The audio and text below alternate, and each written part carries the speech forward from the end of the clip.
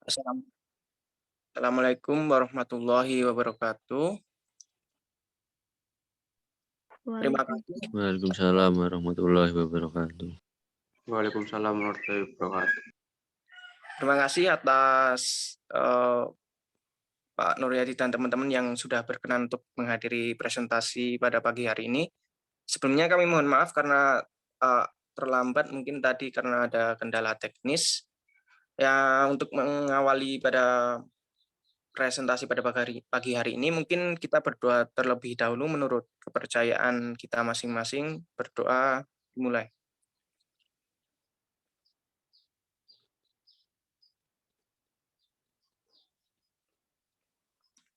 Baik. Pada presentasi kali ini kami dari kelompok 6 ingin mempresentasikan mengenai merintis usaha baru dan model pengembangannya. Dan kami beranggotakan yang pertama saya Irfan Iskandar, lalu ada Erlan Laskita, ada Ninyo Mandianita, Melisa Siregar, dan Putri Nur Utami.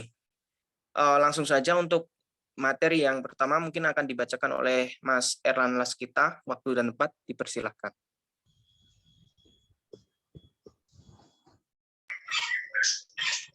Oke, terima kasih Mas Irfan. Mbak Nyoman, tolong slide-nya digeser, Mbak.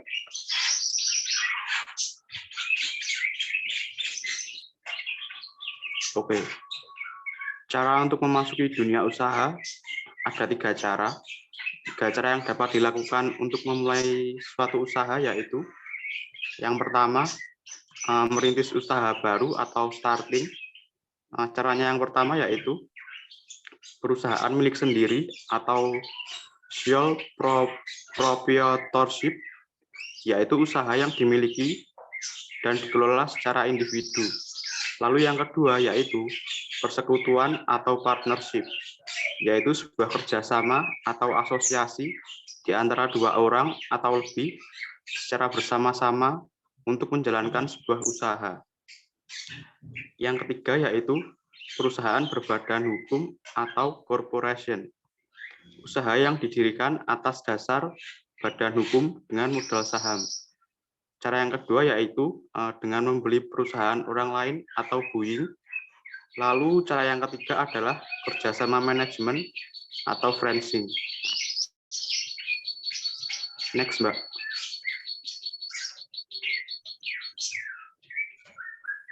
Yang selanjutnya adalah merintis usaha baru. Seseorang yang ingin memasuki dunia usaha harus memiliki jiwa wirausaha, yaitu dapat mengorganisir, mengelola, dan berani menghadapi resiko. Menurut hasil survei dari Peggy Lambing 2090, 43% mendapatkan ide bisnis dari pengalaman, 15% telah mencoba dan merasa mampu untuk mengerjakan dengan lebih baik, 11% memulai usaha untuk memenuhi peluang pasar, dan yang ke-46% dikarenakan hobi. Next, Mbak. Peluang bisnis. Ada 2 pendekatan di sini, yaitu pendekatan inside out atau idea generation, yaitu menentukan keberhasilan dengan keterampilan sendiri dan latar belakang. Yang kedua adalah pendekatan the outside in atau opportunity recognition, yaitu menentukan keberhasilan melalui pengamatan lingkungan dalam mencari peluang pasar. Berdasarkan pendekatan inside out, untuk memulai usaha, seseorang calon wirausaha harus memiliki kompetensi sebagai berikut. Yang pertama, kemampuan teknik, kemampuan usaha, dan yang kedua, kemampuan manajemen bisnis yang meliputi analisa pasar, analisa produk, analisa keuangan, dan membuat networking.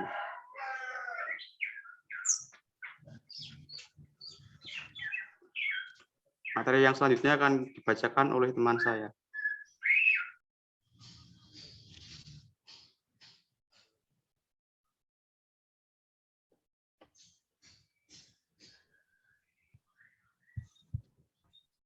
Faktor lain yang sangat penting untuk memulai usaha. Yang pertama, memiliki ide. Yang kedua, adanya kemauan. Yang ketiga, berani mengambil resiko yang sudah diperhitungkan. Hal-hal yang harus diperhatikan dalam merintis usaha baru. Yang pertama, ada bidang dan jenis usaha yang dimasuki. Di antaranya, bidang usaha pertanian dan peternakan, bidang usaha pertambangan, bidang usaha pabrik, bidang usaha konstruksi, bidang usaha perdagangan, bidang jasa keuangan, bidang jasa perseorangan, bidang usaha jasa-jasa umum, dan bidang usaha jasa wisata dan hotel. Bentuk usaha dan kepemilikan. Yang pertama, perusahaan perseorangan atau sole proprietorship. Yang kedua, persekutuan, partnership. Yang ketiga, perseroan atau corporation. Yang keempat, firma atau persekutuan. Baiklah, saya akan melanjutkan membacakan materinya. Ada tempat usaha yang digunakan. Yang pertama yaitu dekat dengan konsumen, lalu yang kedua dekat dengan sumber tenaga kerja, dan yang ketiga dekat dengan bahan baku. Untuk pemilihan tempat faktor efisiensi, perlu diperhatikan hal-hal sebagai berikut. Yang pertama, dibangun jika ada tempat yang strategis dan efisien. Yang kedua, menyewa jika lebih menguntungkan. Dan yang ketiga, kerjasama bagi hasil. Organisasi usaha yang digunakan. Dalam lingkup kecil, biasanya small business owner dan small business operator berfungsi bersamaan. Fungsi kewirausahaannya sangat besar. Tetapi kalau perusahaannya besar, fungsi manajemennya juga harus sama besarnya. Kompleks, maaf sebelumnya, Yoman, slide sebelumnya.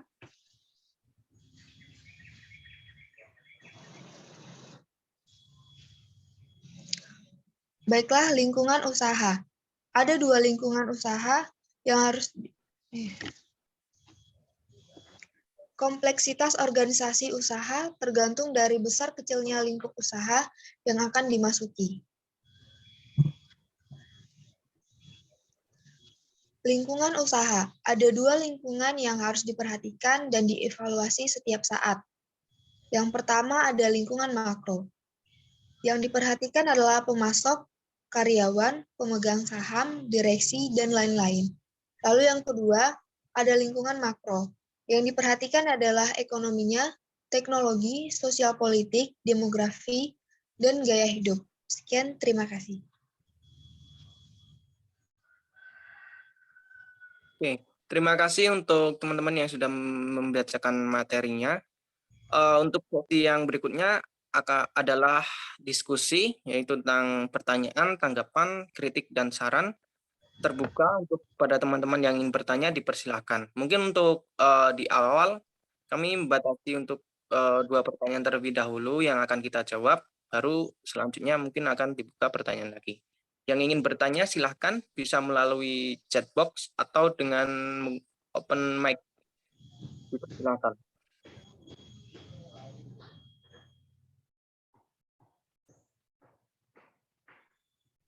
Maaf, sebelumnya saya ingin bertanya.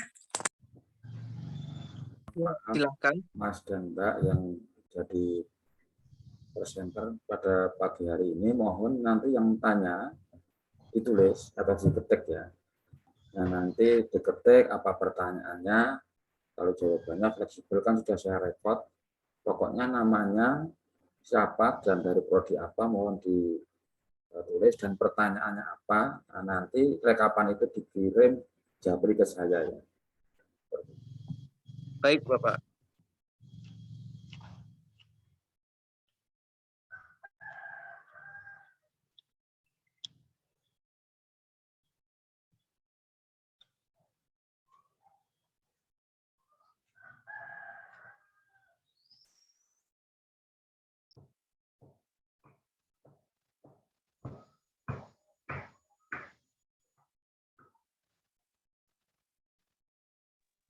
Oke, tadi dengan Kak Fitriasih ya?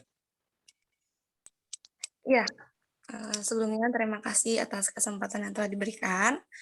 Perkenalkan, nama saya Fitriasi Eka Desta Reza dari Program Studi Pendidikan Matematika Angkatan 2020.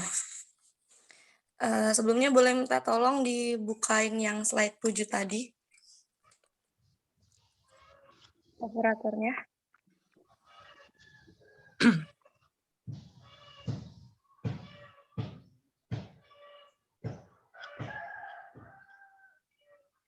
Nah, baik. Dalam slide ketujuh ini ada bentuk usaha dan kepemilikan. Nah, saya ingin bertanya mengenai poin kedua dan poin keempat.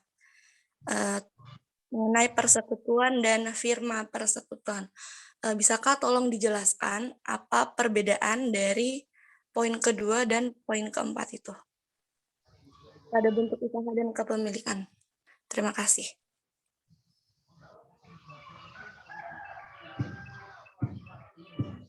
Apakah pertanyaan itu cukup jelas? Oke, jelas. Terima kasih Mbak Fitriasi untuk pertanyaannya. Mungkin tim kami akan minta waktu untuk menjawab terlebih dahulu. Terima kasih. Sebelumnya, kalau boleh, mungkin nama lengkapnya ditulis di chatbox ya, Mbak.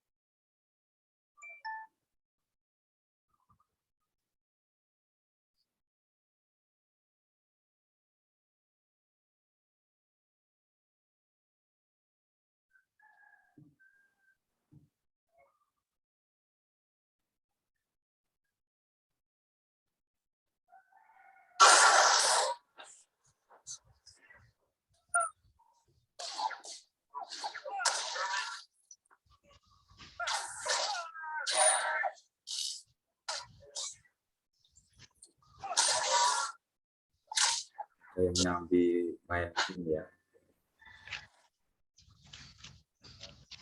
Siapa yang nyambi main game itu?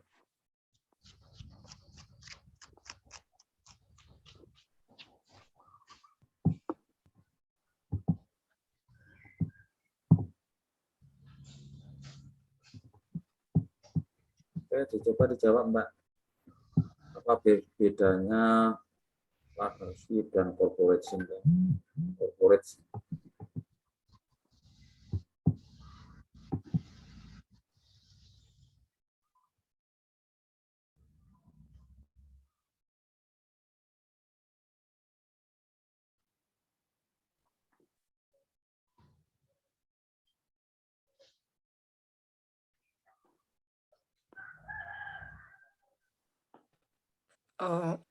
Mungkin izin menjawab dari pertanyaan Mbak Fitri Asih tadi.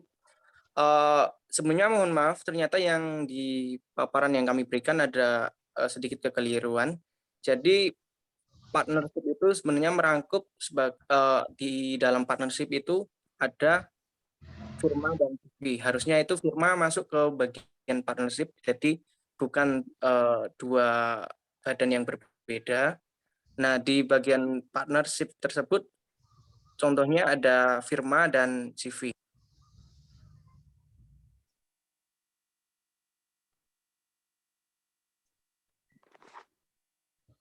Oke, baik. Nah, mungkin itu ya, berarti kesalahan pada penulisan saja ya, Mas? Iya, harusnya itu masuk di bagian partnership juga. Tadi mungkin ada sedikit miss. Kalau di dalam aturan Kementerian Hukum dan HAM, Mas, ya, antara firma, terus perseorangan atau corporate, ataupun CV, itu bagaimana, Mas?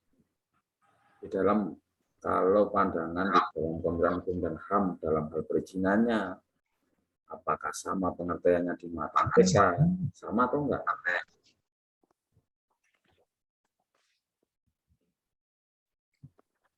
Kan kita harus tahu undang-undang juga dong.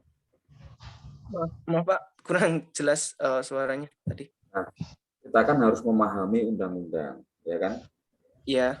Nah, ada perseorangan, ada kalau yang Mas tadi bilang ada corporate, ada firma, terus ada CV. Nah, kalau di mata Kementerian Hukum dan HAM, terutama dalam hal perizinan, kalau kita mau memulai usaha, itu mana sih yang harus izin? Kenapa kok saya sering mendengar kalau CV, PT itu yang boleh izin, yang baru izin.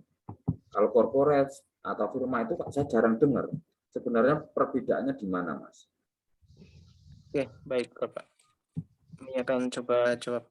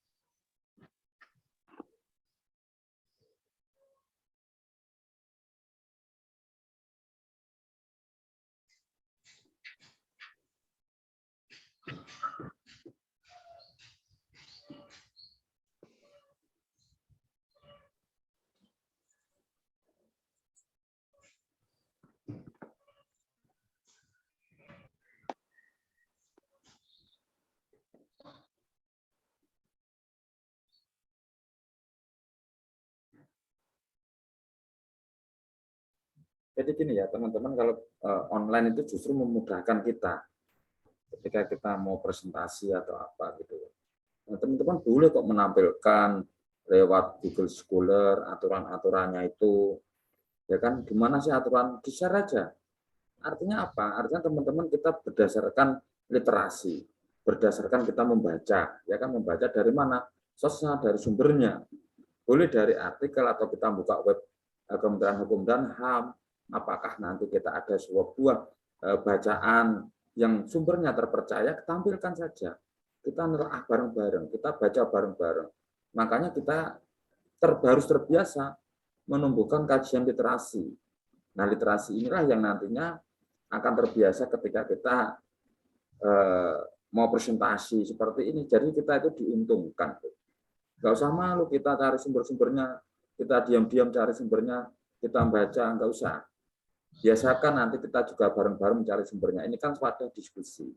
Jadi kalau wadah diskusi itu, ya kalau jenengan mau cari jawaban atau ada seorang moderator mengembalikan ke audiens, siapa tahu dari audiens juga ada yang tahu seperti itu. Makanya diskusi ini lebih hidup. Nah, inilah peran pentingnya suatu moderator itu tidak hanya nanti mengatur siapa yang presentasi dan bertanya, tetapi juga mengatur ketika nanti para narasumber atau yang presenter itu nanti masih mencari jawaban, nah seorang moderator itu mengembalikan ke audiens biar diskusi ini bisa dikatakan lebih hidup seperti itu. Nah itu Mbak Mas Irfan, Mas Erlan, Mbak Ninyoman dan Mbak Melisa Siregar ya.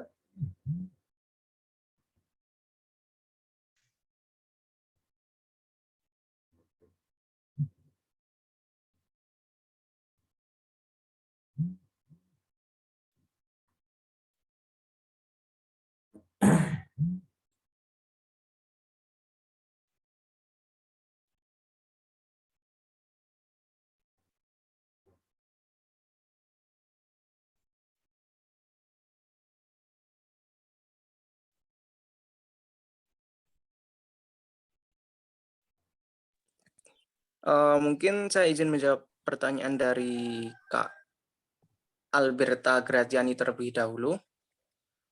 Pertanyaannya berbunyi, apa ada kendala dalam merintis usaha baru? Jika ada, bisa dijelaskan contohnya. Oke, tentunya dalam memulai usaha bisnis yang baru itu banyak sekali hal-hal yang mungkin menjadi suatu hambatan, bisa dari diri sendiri maupun dari faktor eksternal. Mungkin yang pertama dari mentality kita yang masih takut untuk gagal karena kita belum ada pengalaman dan baru di tahap mau memulai dan mencoba, itu sangat wajar untuk mengalami ketakutan, kecemasan akan kegagalan. Lalu ada juga untuk bingung dalam menentukan apa usaha yang akan kita bangun, karena kita masih mencoba, kita belum begitu lihai untuk melihat peluang di pasar yang ada. Lalu permasalahan yang sering terjadi juga ada pada bagian modal. Sebagai seorang awam yang ingin memulai bisnis, tentu kita akan mengalami kesulitan dalam memilih kita mau ambil modal dari mana, kalau mau berhutang kok belum berani dan sebagainya. Yang selanjutnya yaitu tidak punya tempat berbisnis karena ini masih usaha yang baru, beda dengan misal orang tua sudah memiliki lalu kita meneruskan. Maka dari yang nol ini kita kebingungan karena belum memiliki tempat dan mau menentukan tempatnya di mana, nanti perizinnya juga bagaimana dan sebagainya, itu masih sangat kesulitan. Lalu ada ketidakpercayaan diri dan rasa tidak mampu. Ini juga sangat sering muncul pada pebisnis yang sedang ingin memulai, karena ya tadi itu tidak adanya pengalaman dan sebagainya. Lalu belum siap untuk berhenti dari pekerjaan utama atau dari zona nyamannya. Karena mungkin di sebelumnya individu ini sudah memiliki penghasilan yang tetap Nah, itu akan lebih susah lagi untuk ia bergerak di zona nyamannya untuk mengambil resiko menjadi pengusaha. Ini dari saya pribadi itu saja. Dari teman-teman presenter ada yang ingin menambahkan, silahkan. Atau dari Mbak Alberta sendiri sudah cukup atau masih kurang, silahkan untuk menanggapi.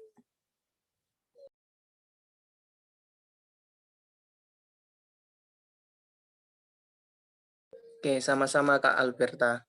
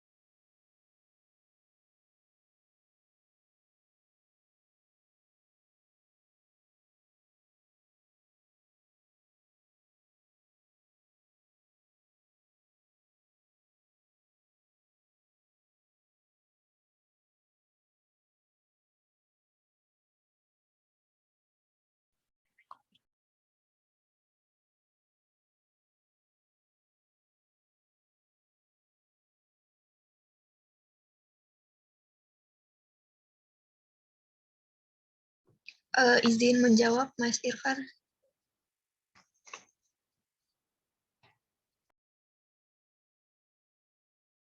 Oke, silahkan. Baik, terima kasih. Saya akan mencoba menjawab pertanyaan dari Mbak Angela, yaitu dari beberapa jenis usaha yang tadi dijelaskan, usaha startup yang sedang tren untuk sekarang itu termasuk bentuk usaha yang seperti apa ya? Dan contoh usaha yang cocok untuk startup itu kira-kira yang bagaimana? Terima kasih. Baik, sebelumnya startup itu adalah perusahaan atau kegiatan usaha yang baru saja dibangun dalam masa rintisan. Tapi tidak semua usaha itu disebut dengan startup.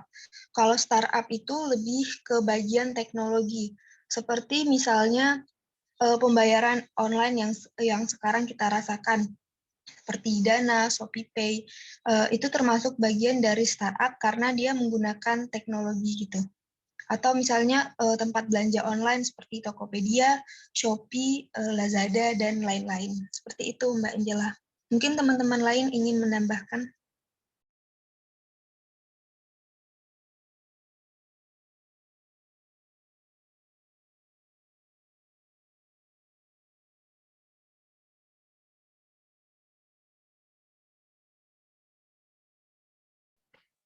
Saya ingin sedikit menambahkan, untuk contoh usahanya sendiri, Mbak Angela bisa mencoba untuk membuat sebuah aplikasi seperti aplikasi jual beli atau aplikasi persewaan yang tujuannya mirip-mirip sih dengan Gojek, tapi misal dengan inovasi-inovasi yang berbeda.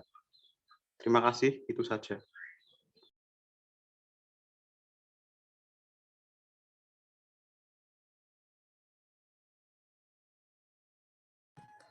Bagaimana Mbak Angela, apakah masih ada yang mengganjal? Berarti untuk usaha startup ini lebih ke teknologi ya Mas dan Mbak? Iya Mbak Angela. Iya Mbak.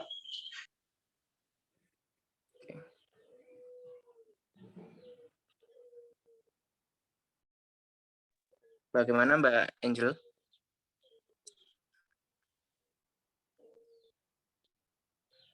Oke, sama-sama.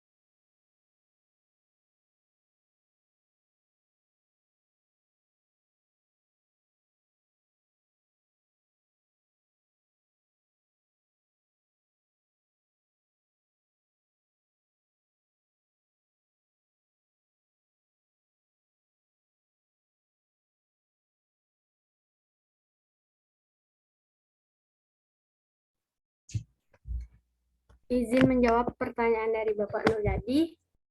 Kalau di sini, di pasal 23 ayat 1, Peraturan Menteri Hukum dan Hak Asasi Manusia tentang pendaftaran persekutuan komoditir, persekutuan firma, dan persekutuan perdata bunyinya sebagai berikut.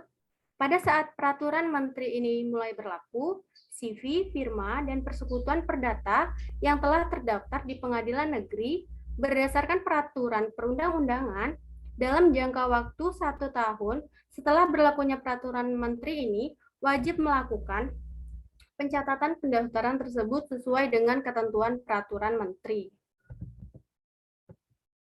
Nah, CV merupakan badan usaha non-badan hukum yang populer yang sering digunakan oleh para pengusaha sebagai wadah dalam menjalankan bisnis.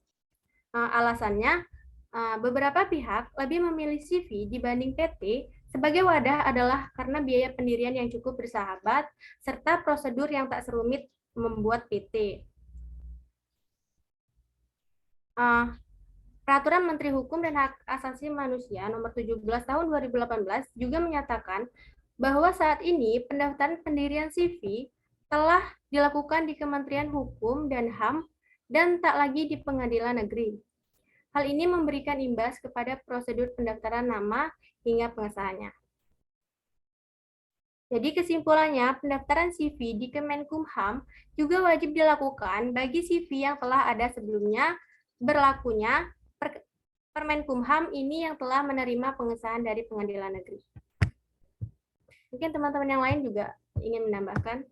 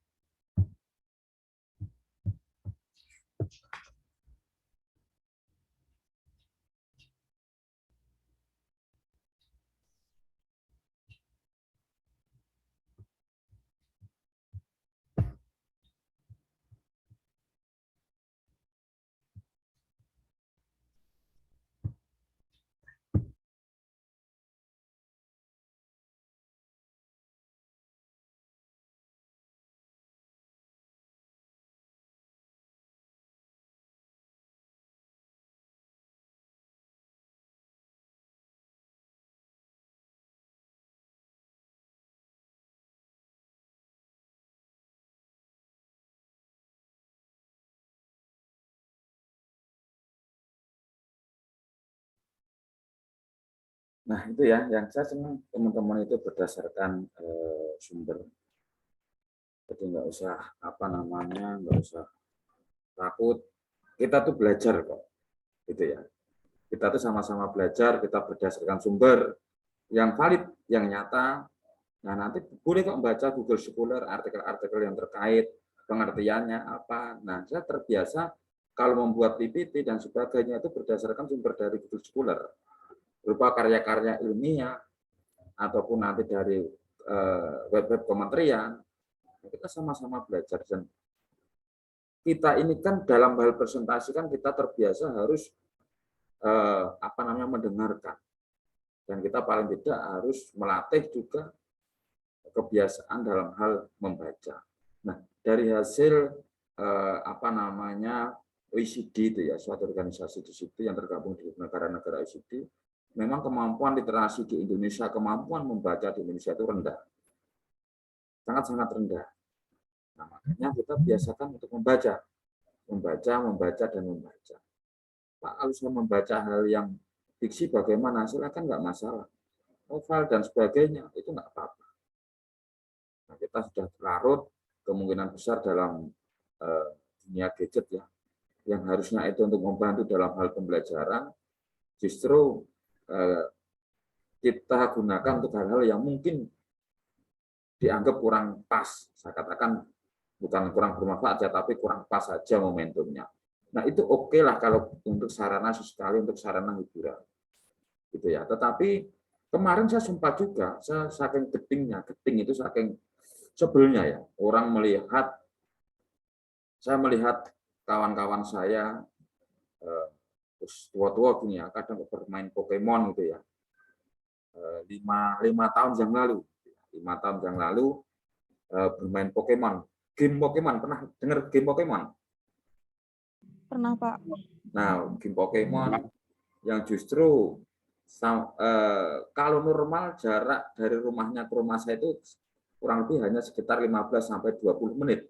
Nah, saya tunggu-tunggu itu hampir 1 jam belum sampai ke rumah saya. Ternyata ya intinya cari monster, saya kaget juga. Monster apa gitu? Ternyata ya itulah salah satu aktivitas yang di dalam game. Nah, dari situ juga saya berpikir juga, karena ini juga saking seringnya melihat anak-anak bermain game Pokemon waktu itu. Nah, makanya saya ini kan mau mengembangkan model pembelajaran waktu itu. Model pembelajaran yang justru mengadopsi nanti seperti game Pokemon. Nah, ternyata sudah dikembangkan juga oleh lulusan di Jerman, kalau nggak Swedia, di Jerman.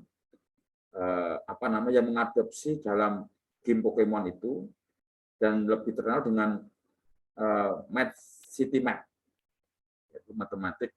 Jadi kegiatannya matematik itu kita jalan-jalan ke kota. Nah, di situ ada tantangannya. Ada tantangan 1, 2, 3. Nah, itu juga sudah dikembangkan model-model petualangan itu. Juga sudah dikembangkan salah satu gamenya oleh Mbak Zona. Itu alumni PEMA juga, Mbak Zona Asa itu. Dia juga mengembangkan game mengembangkan kita belajar sambil bermain game dengan petualangan, mohon maaf itu ya. Nah, akhirnya sekarang ini Mbak Yona kerja di seperti itu, di bidang hal-hal yang bermain di multimedia, dan ada juga yang di ruang guru. Nah, itulah suatu potensi-potensi yang saya katakan kita ini merespon positif lah dari hal-hal kebiasaan masyarakat. Jangan hanya kita itu melarang dan melarang saja. Nah, karena apa? Karena bedalah generasi gitu ya. Bedalah lingkungan. Kalau misalkan kita hanya melarang tetapi kita tidak mengarahkan, ya nanti anak itu akan berontak. Kawan itu akan berontak, siswa itu juga akan memberontak. Nah, hal itulah yang akan kita jadikan peluang. Karena khawatir orang tua itu mungkin saja, ya kan, mungkin saja khawatir kalau main game dia cari wifi gratisan sampai sana sini santai sana sini. Nah, itu kan menjadi suatu peluang usaha juga. Nah, itu ada cerita saya agak lupa itu ya. Tetapi kalau nggak salah saya pernah baca itu daripada nanti anak-anaknya itu main keluar, akhirnya dia pasang wifi dan dikomersialkan kan. Sehingga teman-temannya kalau masuk di situ pakai apa itu ya. Nah, dari bayar berapa itu. Nah, itu kan salah satu peluang usaha yang simpel juga. Yang itulah yang saya katakan kita ini harus peka terhadap situasi masyarakat. Banyak orang itu yang bermasyarakat. Pokoknya keluar kalau bermasyarakat, tapi peka nggak terhadap situasi masyarakat. Makanya orang yang peka terhadap situasi masyarakat, saya yakin itu nanti akan menjadi seorang entrepreneur, edupreneur, kan itu. Nah, hal itulah yang nantinya banyak kok orang-orang edupreneur itu yang bisa saya katakan memanfaatkan media sosial. Nah, itu yang untuk paling tidak untuk sarana mengedukan, sarana untuk memberikan pengalaman. Tetapi pengalamannya bukan oleh secara offline, tapi secara virtual dengan media-media sosial yang apa namanya, yang mereka mainkan. Nah, hal itulah yang mungkin saja menjadi peluang bagi kita. Nah, ini yang belum terwujud itu kan LS ya. Saya kan kepengen ada LS gitu ya. Nah, LS itu ya semacam apa ya?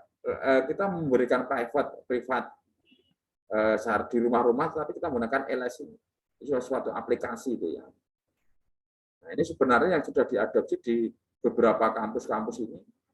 Mahasiswa ini saat ini semacam kalau dengan terlibat di BEM, di UKM ataupun di HMPS itu pola kembangkan sarana seperti jual beli yang transaksinya itu untuk mahasiswa di Mercu Buana. Nah, nanti mengakomodir produk-produk lokal mahasiswa ataupun dosen. Nah, kita coba tawarkan di situ. Nah, lewat platform apa, lewat apa yang simpel saja. Bermula dari situ ya. Mungkin menghadapi seperti pulsa, menghadapi seperti ini. Bisa enggak? Pembayarannya kan bisa menggunakan Dana, ya kan? Bisa menggunakan GoPay. Itu ya. Sekarang kan teknologi yang canggih. Silakan konsultasi itu kalau saya lebih tertarik hal seperti itu. Karena apa? Karena nanti seiringnya dengan dunia digital, kita itu tidak akan nanti melihat wujud uang lambat laun itu. Semua transaksi elektronik semua. Lambat laun, mungkinkah nanti anak cucu kita nanti akan tidak pernah melihat uang. Yang semua hanya dilihat adalah nominal-nominal di transaksi elektronik semua. Kita harus menyiapkan itu, kita harus familiarkan itu. Lewat Dana, GoPay, dan sebagainya, makanya saya nggak larang. Apa-apa, silahkan. GoPay ya GoPay. ATM, tak ajari. Itu. Karena saya nggak mau ketinggalan, karena saya seperti itu. Pakai Dana, pakai ini. Saya perkenalkan juga Bitcoin. Transaksi yang untuk standarisasi ketika untuk trading kan itu. Terus Z itu juga ya, yang biasanya untuk kripto itu ya. Karena tidak menutup kemungkinan nanti hal-hal itulah yang nantinya menjadi suatu usaha, peluang usaha ataupun standarisasi ketika nanti globalisasi ini benar-benar mengglobal betul dan harus ada satu standarisasi mata uang dunia yang diakui. Kan saat ini ada euro, ada rubel, terus ada dolar dan macam-macam ya. Bisa siapa tahu ada satu mata uang yang itu standarisasi dunia untuk transaksi perdagangan. Kita kan tidak tahu ya. Nah, makanya hal inilah yang kita harus siapkan semuanya. Nah, sebagai jenengan itu kan termasuk generasi milenial. Generasi milenial itu bolehlah gaul gitu ya. Sok-sokan pakai HP yang bagus, tapi bermanfaat. Bijaklah, manfaatkan apa yang difasilitasi oleh orang tua kalian itu paling tidak untuk mensupport teman-teman di dalam perkuliahan dan membuka pikiran dari teman-teman juga kan seperti itu. Nah, itu tambahan dari saya. Mas dan Mbak. Kalau ada hal yang belum terjawab, monggo dijawab. Baik, Pak. Terima kasih banyak atas tambahan yang diberikan. Selanjutnya ada pertanyaan dari Mas Dimas Rizky dari Prodi Ilmu Keolahragaan. Pertanyaannya berbunyi, apakah ada solusi lain selain membuat aplikasi? Jika tidak ada, bagaimana kita sebagai pemula dalam bidang itu untuk mempromosikannya? Mungkin dari saya sendiri ingin mencoba menjawab bahwa tentunya banyak solusi yang bisa kita mulai dan lebih realistis untuk dilakukan. Karena kalau untuk membuat aplikasi mungkin pengalaman, kemampuan kita mungkin belum terlalu mumpuni. Bisa aja mungkin kita sering melihat teman-teman kita yang mempunyai sosial medianya itu digunakan untuk promosi apa usaha yang sedang ia jalani. Itu salah satunya dengan memanfaatkan sosial media. Lalu bisa juga kita dengan membentuk suatu relasi dengan orang-orang yang memiliki tujuan bersama. Jadi kita bisa saling mensupport, saling membantu, memberikan promosi gitu. Untuk yang selanjutnya bisa juga kita dengan membuat suatu games atau suatu promo. Nah, nanti itu di syarat itu mungkin bisa kita tambahkan syaratnya untuk mendapatkan diskon sebesar ini, kita harus membagikan ini kepada teman-teman kalian dan sebagainya. Itu kan ada suatu bentuk promosi di sana. Nah, yang pertama pastinya memang untuk kita sebagai seorang pemula di bisnis, kita memang harus rajin dalam melakukan promosi ini. Karena kita sedang mencapai jangkauan yang kita sedang mencari jangkauan untuk itu, jadi kita memang harus rajin. Yang paling bisa kita lakukan saat ini adalah memanfaatkan teknologi seperti sosial media tadi. Jadi mungkin lebih giat dan lebih kreatif dalam menggunakan sosial media untuk mempromosikan apa yang sedang kita jalani gitu, Mas Dimas. Dari teman-teman ada yang menambahkan atau Mas Dimas sudah cukup? Silahkan.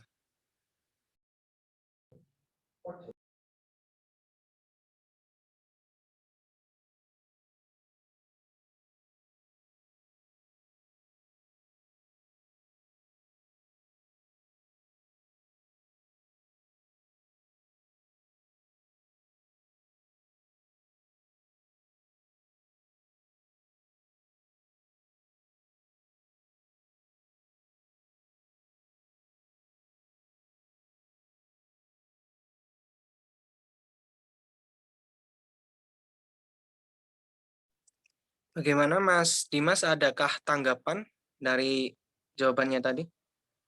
Oke.